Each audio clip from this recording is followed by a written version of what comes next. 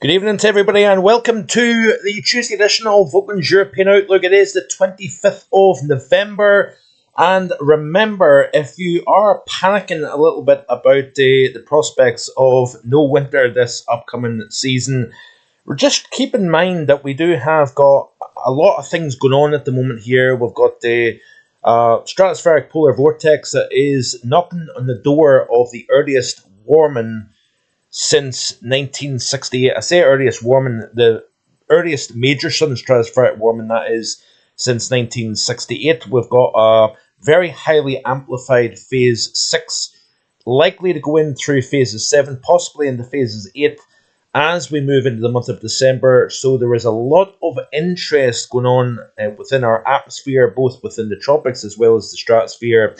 So just keep your patience. And yeah, I showed you this image yesterday. This was off the French coast a couple of years ago of a very stormy scene. This could be something that we may get somewhat familiar with as we head into the month of December, even closing days of November as well. There is a likely increase in strength of the Atlantic jet stream. With that kind of reflective nature of that strat warming, it tends to allow Arctic air into North America, but also activate a more potent jet across the Atlantic and swing systems in towards our part of the world. But I have now released the upcoming winter forecast video, created the upload at least anyway for the upcoming winter forecast, which will be Sunday at 4 p.m. this weekend. So be sure to hit that link in the description below, hit the notify me bell so that you don't forget when I go live on Sunday for the official release of the 25-26 winter forecast. We've got the first minus 50s in parts of eastern Siberia, and that cold is beginning to intensify. That being said, it's not unusual for the first minus 50s at this time of the year. You would essentially expect to see that taking place. And when you look at the global perspective here, we've had a very, very warm month of November across many areas of the planet. If we look at this here, this is off CDAS 0.5. This is the month to date, so this is through today, Tuesday, the 25th of November, and we've got a very warm North America. We've been seeing 5 to 7 days of minimum temperatures in parts of Texas no lower than 25 Celsius, which is August level warmth. We've been seeing some incredible warmth across parts of the Middle East and Eastern Europe as well, where we've got this real battle actually between winter and summer, anywhere from Austria to Greece and Turkey, where we've been seeing exceptional minimum temperatures of 22, 23 Celsius, overnight temperatures, which is pretty remarkable for late November. But we've also been seeing some incredible cold across central areas of Europe. Paris, we've seen the first back-to-back November snowfalls for the French capital since at least 1960, which is quite interesting. Obviously, we've now replaced that cold with milder conditions. That cold slipped into Central and even Eastern Europe, where we've been seeing some real wintry conditions. I'll try and show you some footage in just a second out of Poland. But you can see here, despite the fact that we've got a cooler than average November across Australia, we've been seeing the first 46s across parts of Australia. We've seen a record strong cyclone that affected Darwin and the Northern Territories area. But the maximum temperature is 46, minimum temperatures record breaking 34 Celsius for minimum temperatures. And yeah, it's overall, it's been a very warm November from a global perspective. If we look at Europe through the 25th of November, and the only place essentially that has been below average, northwestern, little tongue of northwestern Scotland is actually going slightly below average. Iceland, northern Scandinavia, and central areas of Europe here. But obviously this is coming off the back of a very, very warm first 15 to 20 days of November. Obviously, the last 7 days has been considerably colder than average, as can be seen here. Temperatures are dropping like a stone. Clear skies, light winds out there tonight, allowing the temperatures to drop back below the freezing mark. But that is about to change. So the chilly day and the night just previous, night through the next 12 hours to come, will be cold. But then we're going to see a frontal boundary moving in the western areas of the UK as well as Ireland. That will then introduce warm, wet, and well, I say warm, mild conditions. I better get that right before somebody hammers me on that statement. But you can see here the clear skies across many areas of the country. Is that? Aye, there we go. So beautiful. You can actually see the snow on the tops of the Central Highland region here, but a beautiful clear sky across many areas. Now that the sun has dropped, we are going to see the temperatures coming down very quickly indeed. So you can see here that we are already below freezing in a few spots across the north, but even across more southern areas, we're talking about the 5, 6, 7 Celsius. We've got a 0 at Drumalbin and a -1 at Loch Scarnick, +2 at my nearby station of Tain, and also at Inverness Dalcross, that's at the airport, 0.8 at Aviemore. So a chilly old night to come. Let's have a quick look then at current Europe temperatures.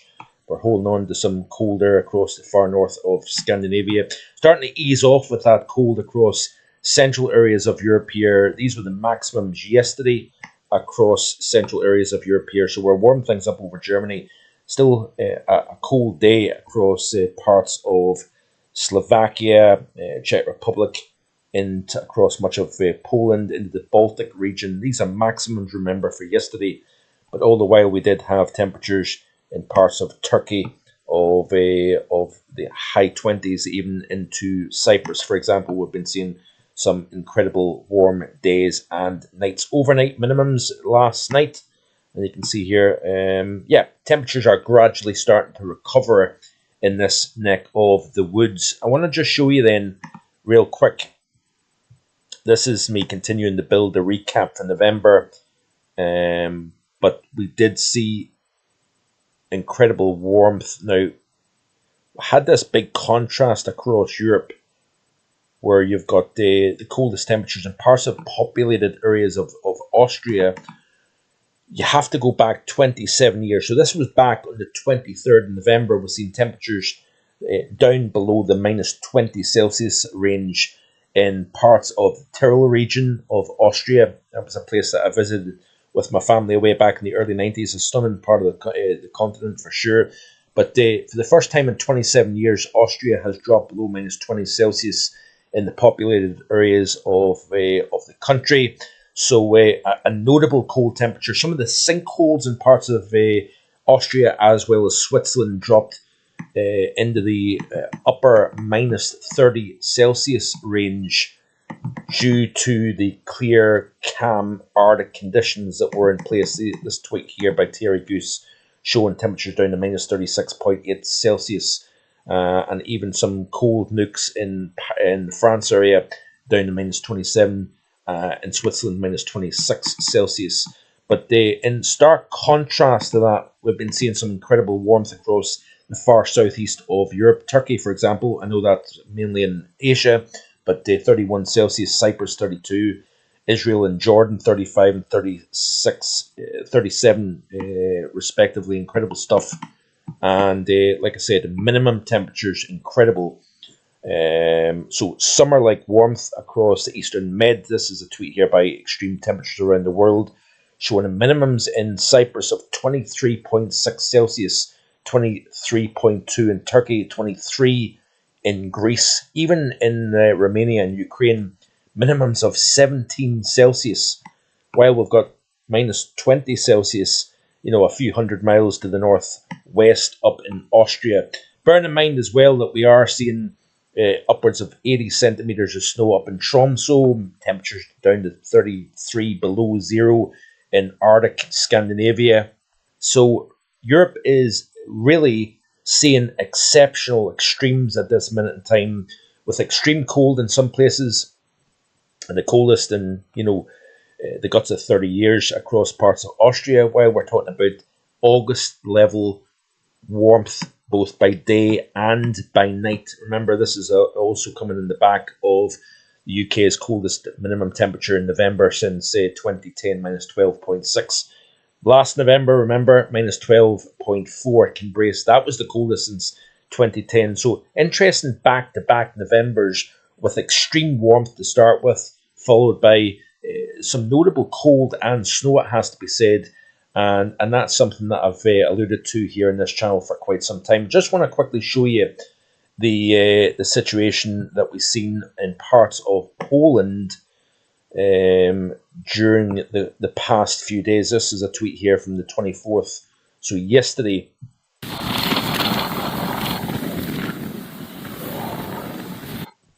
So ground blizzards, obviously you've got the clear blue skies, but very strong winds.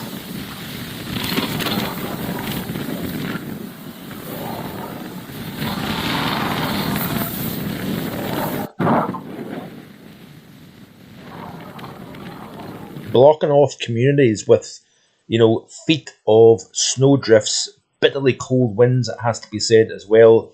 So that was in Jasło County in southeast Poland during the course of yesterday. And these were the scenes in the French capital where we've seen a light covering of snow. Remember, we also seen that in the English capital of London as well back a few days ago. But like I said, this is the first back-to-back snow in the French capital for the month of November since at least 1960, according to several sources. And amazing to think that a week ago we were knocking the door of 30 Celsius in the south of France. So pretty impressive, wild swings, it has to be said. So what's going on up in the stratosphere then? Well, this is the mean zonal wind.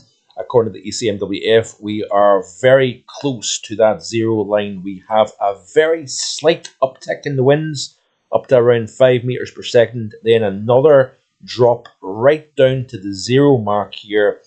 So whether we constitute a stratospheric warming that reaches the zero or not remains to be seen, but certainly a very rare event, it has to be said. Now, then through the first half of December, we do see a recovery in those mean zonal winds, which suggests that we see an increase in the strength of the polar vortex. But like I say, this rotation through phases 6 into 7, possibly into 8 as well, points to high latitude blocking and the potential of a negative North Atlantic oscillation when you have this high amplified MJO rotation into phases 6, 7, and 8.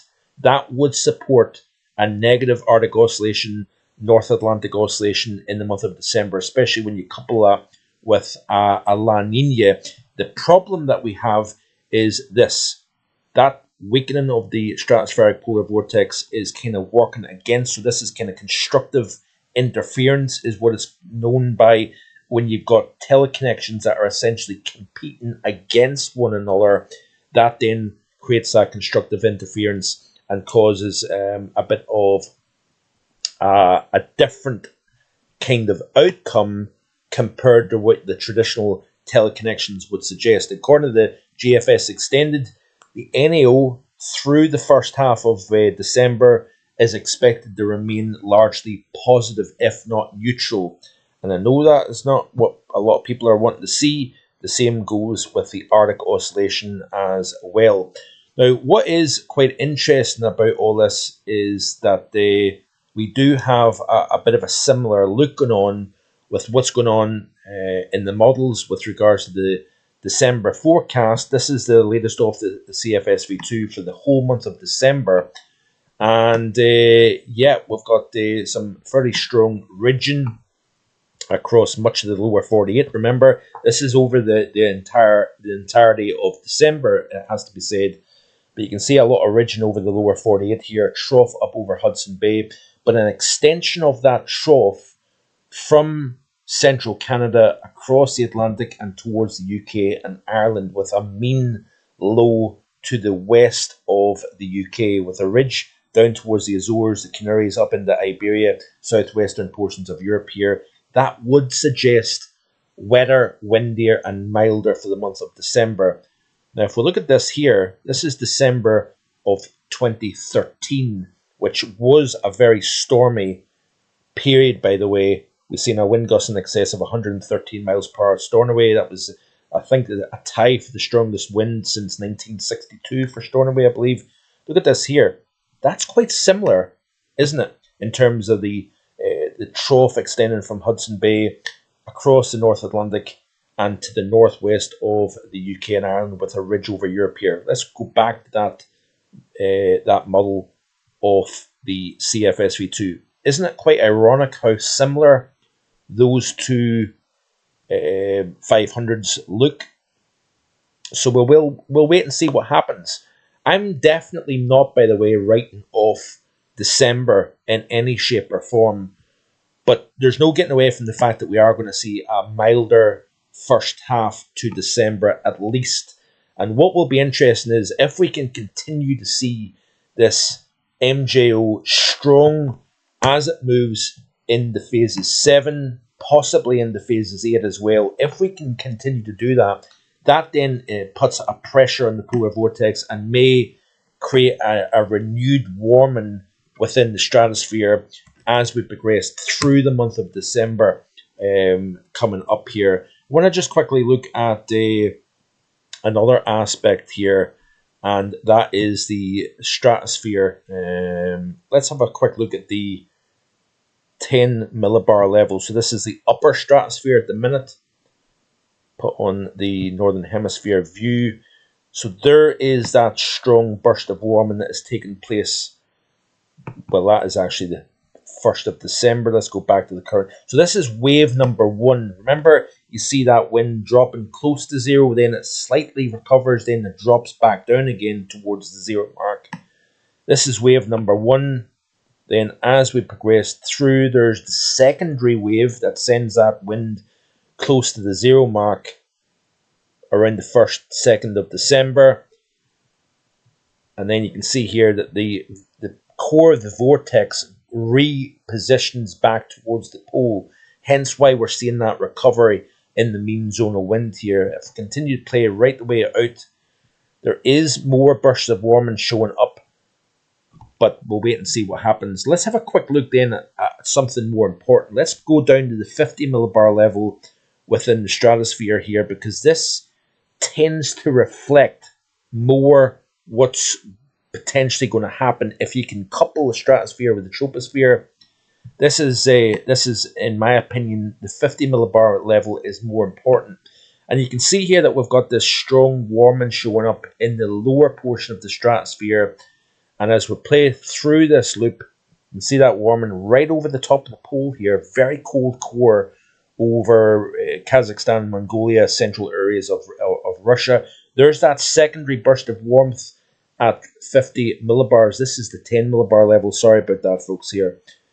Sorry about that. Let's go to the 50 millibar level and get this right. So you can see here again, the warming lower portion of the stratosphere over the top of the pole. There's that secondary burst of warming showing up here.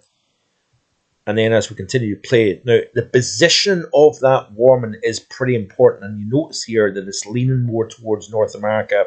We've actually got colder air at 50 millibars over the UK and over Europe here. Sometimes, unfortunately, that could then support more descent of Arctic air into North America, strengthen the jet, and actually having more of a low to the northwest of the UK. Something, again, like I said, similar to this here, 2013 in the month of December. But there is a lot of complexity to this. We will continue to monitor this as we progress through the next week or so here. But certainly there is a lot of interest taking place here at the moment. This is the 10 millibar temperature, by the way. You can see it warming up. Not, dramatically, not in that kind of true major SSW fashion, but you can see here that we are seeing a rapid warming in the temperature at 10 millibars up in the top of the stratosphere. And then when you go down to 30 millibars, you can see an even greater ascent in terms of temperature over the pole. So, I hope you're enjoying what you're seeing here on this channel. I do certainly try my very best to keep as fair, as balanced, and as unhyped as possible. Let's just finish off then. I almost forgot, but I'm going to show you the European temperature profile here. Let's look at the GFS here. Let's look at the upper heights. It's currently updating at the minute here, so let's go to the 6Z run from this morning. This is the upcoming 5 days, so we've got this trough over central Mediterranean, also a trough to the north, ridge to the southwest here. That is generally a mild setup here with actually a not overly wetter than average pattern, which is interesting here, and play it through. It's not excessively wet, which is interesting. But if we look at the temperature anomalies here, upcoming 5 days, we've got a bit of a mix of slightly below versus slightly warmer than average. The day 6 through 10. Notice here that it's not massively warm, which is interesting. And then the 11 to 15 day, we're slightly warmer than average. That now takes us out to the 10th of December. Let's have a quick look at the CFSV2. Week 1, it always tends to be a little bit warmer. It's certainly warmer than average across the UK and Ireland, with a below average Iberia up towards Poland. Very warm down again across Eastern Europe, Southeastern Europe. Into week 2, you can see here that we're generally warmer than average, which is not really a surprise if you get the Atlantic reopening once again. Week 3, week 4, it's showing warmer than average, but yeah, we'll just continue to watch this space as we go forward. Enjoy the rest of your Tuesday, and I'll see you tomorrow with more. Bye for now.